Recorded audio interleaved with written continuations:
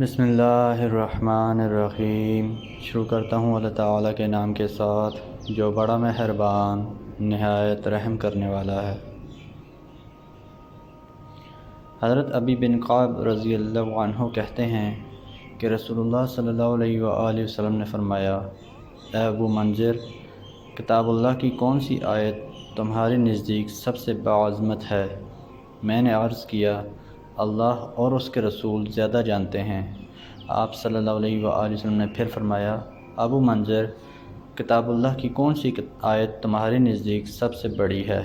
میں نے عرض کیا، اللہ لا الہ الا هو الحی القیوم۔ تو آپ صلی اللہ علیہ وآلہ وسلم نے میرے سینے کو تھپ تھپایا اور فرمایا، اے ابو منذر، تمہیں علم مبارک ہو۔ حضرت ابو سعید خدری رضی اللہ عنہ کہتے ہیں کہ ایک شخص نے دوسرے شخص کو قل هو اللہ احد بار بار پڑھتے سنا۔ جب صبح ہوئی تو وہ رسول اللہ صلی اللہ علیہ وآلہ وسلم کے پاس آیا اور آپ سے اس کا تذکرہ کیا، گویا وہ اس صورت کو کم تر سمجھ رہا تھا۔ نبی اکرم صلی اللہ علیہ وآلہ وسلم نے فرمایا، قسم ہے اس ذات کی جس کے ہاتھ میں میری جان ہے، یہ سورہ 1/3 قرآن کے برابر ہے۔ حضرت عقبہ بن عامر رضی اللہ عنہ کہتے ہیں کہ میں ایک سفر میں رسول اللہ صلی اللہ علیہ وآلہ وسلم کے اونٹ کی نکیل پکڑ کر چل رہا تھا۔ آپ نے فرمایا، عقبہ، کیا میں تمہیں 2 بہترین صورتیں نہ سکھاؤں؟ پھر آپ صلی اللہ علیہ وآلہ وسلم نے مجھے قل اعوذ برب الفلق اور قل اعوذ برب الناس سکھائیں، لیکن آپ صلی اللہ علیہ وآلہ وسلم نے مجھے ان دونوں کے سیکھنے سے بہت زیادہ خوش ہوتے ہوئے نہ پایا۔ چنانچہ جب آپ صلی اللہ علیہ وآلہ وسلم فجر کے لیے سواری سے اترے تو لوگوں کو نماز پڑھائی اور یہی دونوں صورتیں پڑھیں۔ پھر جب نماز سے فارغ ہوئے تو میری طرف متوجہ ہو کر فرمایا، عقبہ، تم نے انہیں کیا سمجھا ہے؟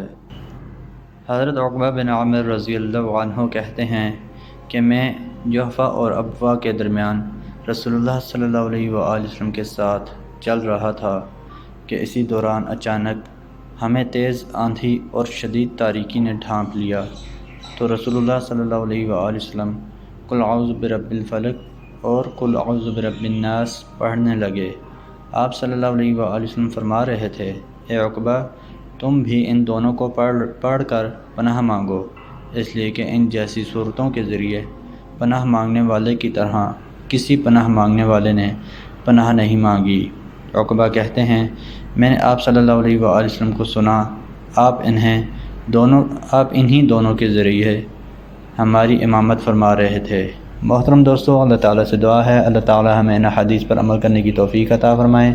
اللہ تعالیٰ ہمیں دونوں جہانوں میں کامیابیاں عطا فرمائے، آمین یا رب العالمین۔ ویڈیو کو ثواب کی نیت سے زیادہ شیئر کریں۔ جزاکم اللہ خیرا کثیرا، والسلام علیکم ورحمۃ اللہ وبرکاتہ۔